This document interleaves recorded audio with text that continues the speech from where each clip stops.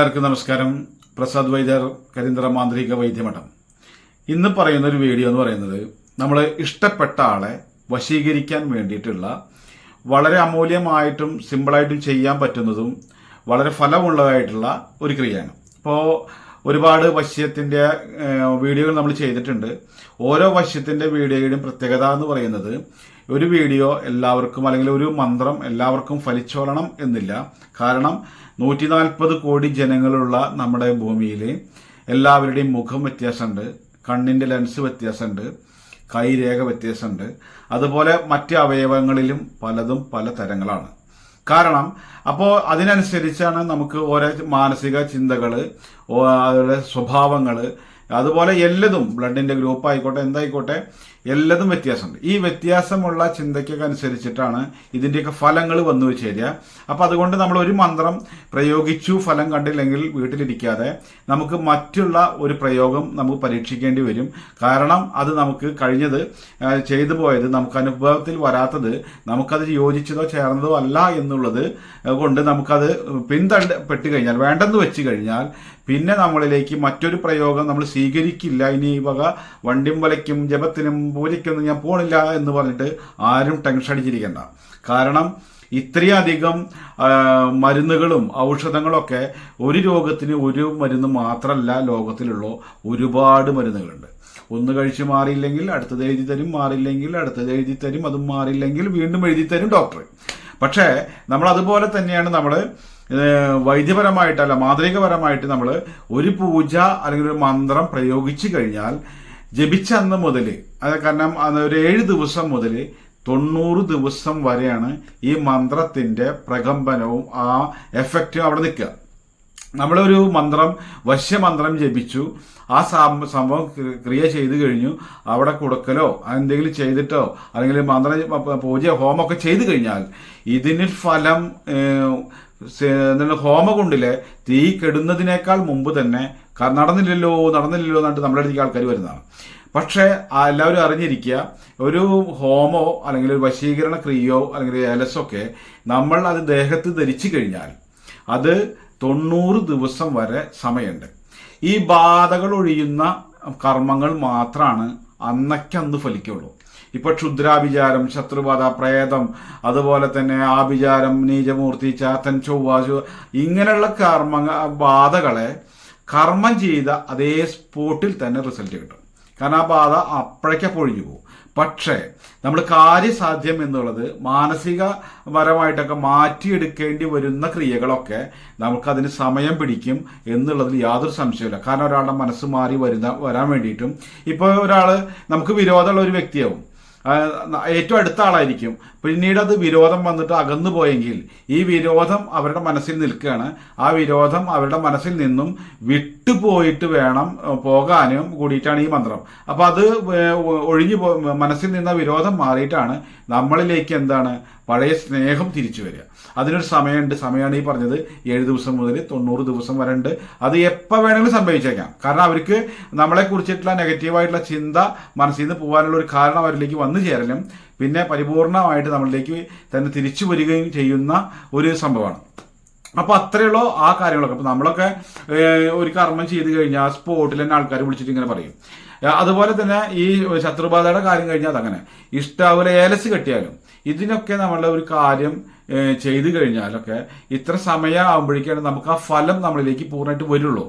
ഇത് ആൾക്കാർ എന്താണെന്ന് വെച്ചാൽ എന്തെങ്കിലും 2 സെന്റ് ചെല്ലുമ്പോഴേക്കും ഒരു ഫലമല്ല എന്നിട്ടാണ് ഇട്ടെറിഞ്ഞു പോകും. കാരണം നമ്മൾ പറയുന്നത് ഏറ്റവും അടുത്ത് തന്നെ ഫലം കിട്ടാൻ വേണ്ടിയിട്ടുള്ള ക്രിയകളാണ്. പക്ഷേ അത് ചില ആളുകളുടെ പ്രകൃതവും സ്വഭാവവും അല്ലെങ്കിൽ രീതികളും ചിന്തകൾക്കൊക്കെ അനുസരിച്ചിട്ട് അത് വൈകിപ്പോകും എന്നുള്ളതാണ്. സാധിക്കാതെ വരികയാണെങ്കിൽ നമ്മൾ എന്ത് വേണം, അടുത്ത മന്ത്രപ്രയോഗത്തിലേക്ക് പോകേണ്ടി വരും എന്നാണ്. കാരണം എന്താണെന്ന് വെച്ചാൽ ഇത് ആകെ ഒറ്റ കർമ്മ പരിപാടി കൊണ്ട് ലോകത്തെ എല്ലാ കാര്യവും നടക്കില്ല. അപ്പോൾ പലതരത്തിലുള്ള വശീകരണം, പലതരത്തിലുള്ള ആകർഷണം, പലതരത്തിലുള്ള വിദ്വേഷണം ഒക്കെ മാറി മാറി പ്രയോഗിക്കേണ്ടി വരും. അപ്പൊ അതുകൊണ്ടാണ് ഈ വശ്യം തന്നെ ഇന്നാളും ഒരു വശ്യട്ടു ഇപ്പോഴും ഒരു വശ്യട്ടു. ഈ വശ്യത്തിന്റെ പരിപാടി മാത്രമുള്ളൂ എന്നല്ല, ഈ വശ്യം തന്നെ പൂർണ്ണമാകാൻ പലതരത്തിലുള്ള വശ്യക്രിയകൾ നമ്മൾ അറിഞ്ഞിരിക്കേണ്ടതുള്ളത് കൊണ്ടാണ് ഇത് പ്രത്യേകമായിട്ട് പറയുന്നത്. അപ്പോൾ ഇതെന്താ വേണമെന്ന് വെച്ചാൽ നമ്മൾ ഒരു ആഭരണം എന്തെങ്കിലും വേണം. ഒന്നെങ്കിൽ ഏറ്റവും നല്ലത് ചെമ്പും പിച്ചളയും കൂടിയിട്ടുള്ള ചുറ്റിയിട്ടുള്ള മോതിരോ അല്ലെങ്കിൽ അതിൽ വളയോ എന്താണ് നല്ലത്. ഈ വള നമ്മൾ ഇഷ്ടപ്പെട്ട ആണിന് ജപിച്ചു കൊടുത്താലും ഇഷ്ടപ്പെട്ട സ്ത്രീക്ക് ജപിച്ചു കൊടുത്താലും ഇത് വശമായി വരും. ഇത് ജപിക്കുമ്പോൾ എന്താ പറയുക, ശൂശു ശൂശു എന്നിട്ട് കൊടുത്താൽ പറ്റില്ല. നമ്മൾ നിലവിളക്ക് കത്തിച്ചിരുന്നിട്ട് ഈ മോതിരം അല്ലെങ്കിൽ ആ വ്യക്തി കയ്യമ്മ ധരിക്കുക ഏതാണെന്നുണ്ടെങ്കിൽ ഈ ഏറ്റവും നല്ലൊരു സാധനമാണ് എഫക്റ്റീവായിട്ടുള്ളത്.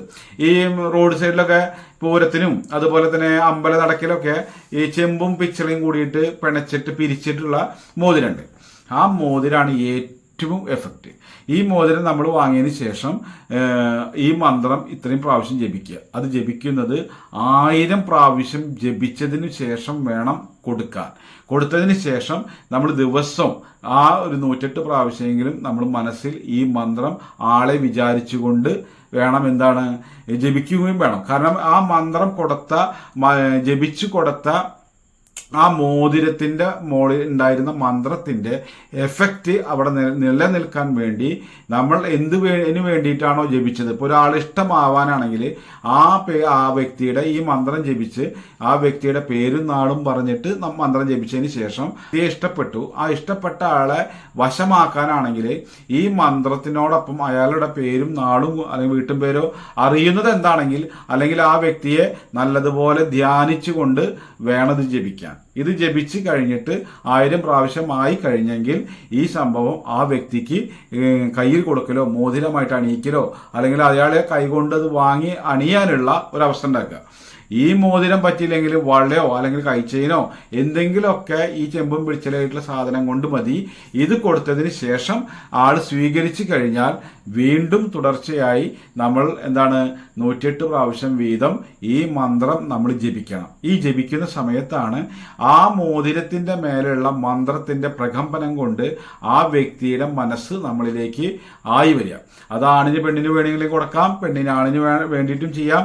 അതൊക്കെ ഓരോരുത്തരുടെയും ഇഷ്ടത്തിനനുസരിച്ചിട്ടാണ് ചെയ്യുക. ഇത് ചെയ്യുന്നതൊക്കെ എന്തായാലും ദുർവിനിയോഗം എന്നുള്ള രൂപത്തിൽ ആരും പ്രവർത്തിക്കരുത്. മറ്റൊരു കാര്യം എന്ന് വെച്ചാൽ എല്ലാറ്റിൻ്റെയും മന്ത്രങ്ങൾക്കും പിന്നിൽ ഒരു സത്യമുണ്ട്. ഈ സത്യം എന്നൊരു നല്ല ജീവിതത്തിലേക്ക് വരുന്ന ദോഷങ്ങൾ മാറ്റി ആ ജീവിത ദുഃഖത്തിൽ നിന്നും നല്ല ഐക്യത്തോടു കൂടി വരാൻ വേണ്ടിയിട്ടാണ് ഈ മന്ത്രങ്ങളൊക്കെ ഋഷീശ്വരന്മാരുണ്ടാക്കിയിട്ടുള്ളത്.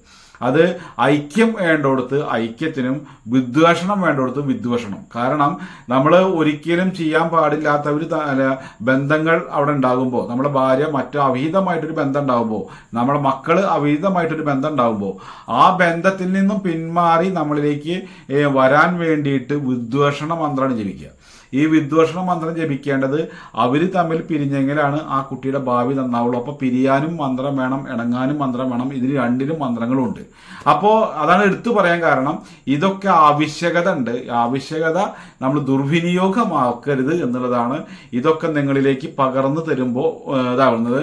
പേഴ്സണലായിട്ട് എന്നോട് പല ആളുകളും ഈ മന്ത്രവാദ ഗ്രന്ഥങ്ങളിലെ ഈ മന്ത്രപ്രയോഗങ്ങൾ അറിയുന്നവര് നിങ്ങൾ എന്തിനാണ് ഈ മാന്ത്രിക രഹസ്യങ്ങൾ ആൾക്കാർക്ക് പറഞ്ഞു കൊടുക്കുന്നത് എന്നാണ് ചോദിച്ചത്.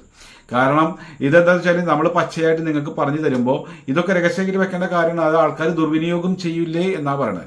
അത് ദുർവിനിയോഗം ആരും ചെയ്യരുത്.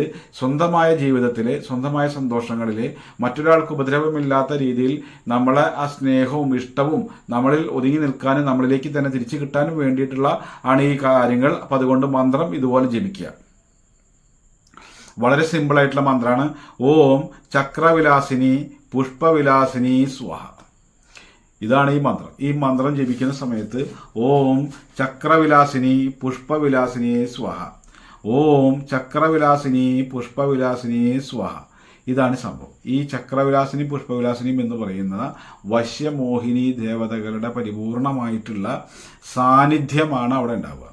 അപ്പോൾ ഇത് ചെല്ലുന്ന സമയത്ത് ആ വ്യക്തിയെ മനസ്സിൽ ധ്യാനിച്ചുകൊണ്ട് ഈ കയ്യിൽ പിടിച്ചാണ് ജപിക്കുക. ഇത് 1000 പ്രാവശ്യം ജപിക്കുക. ഏതാണ്ട് ഒരു 1/2 മണിക്കൂർ മതി, 1 മണിക്കൂർ ആയിക്കോട്ടെ, മതി. അപ്പോൾ ഇത് ജപിച്ചതിന് ശേഷം നിങ്ങൾ ഈ പറഞ്ഞ വ്യക്തിയുടെ കയ്യിലായിട്ടോ അത് കൊടുക്കുക. കൊടുത്തതിന് ശേഷം ആൾ സ്വീകരിക്കും.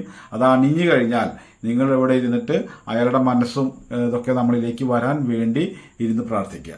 പ്രാർത്ഥിച്ചു കഴിഞ്ഞാൽ നിങ്ങളുടെ ആ നഷ്ടപ്പെട്ട സ്നേഹം അല്ലെങ്കിൽ ദുരിതം അല്ലെങ്കിൽ ഒഴിഞ്ഞുപോയ ആ പ്രണയബന്ധം വീണ്ടും ഒന്നിക്കാനും നഷ്ടപ്പെട്ട സ്നേഹം എന്നും തിരിച്ചു കിട്ടാനും ഇത് വളരെയധികം ഉപകാരപ്രദമായിട്ടുള്ള ഒരു ഐറ്റം മാത്രമാണിത്. ഇനിയും ഒരുപാടുണ്ട്. അപ്പോൾ നിങ്ങളിത് പരിശ്രമത്തിലൂടെ മാത്രമാണ് എന്തും നേടിയെടുക്കാൻ കഴിയുള്ളൂ. ഒരു കാര്യം ഒരു പ്രാവശ്യം പരിശ്രമിച്ച് നടന്നില്ലെങ്കിൽ നമ്മൾ അത് തട്ടിക്കളയലോ വിട്ടുകളയലോ ചെയ്തു കഴിഞ്ഞാൽ നമുക്ക് നഷ്ടങ്ങൾ മാത്രമേ ഉള്ളൂ. പരിശ്രമത്തിലൂടെ മാത്രമാണ് നമുക്ക് എന്തും നേടിയെടുക്കാൻ കഴിയുള്ളൂ എന്നുള്ളത് വീണ്ടും വീണ്ടും വീണ്ടും പറഞ്ഞുകൊണ്ട് അടുത്ത വീഡിയോ കാണുന്നതുവരെ എല്ലാവർക്കും നന്ദി, നമസ്കാരം.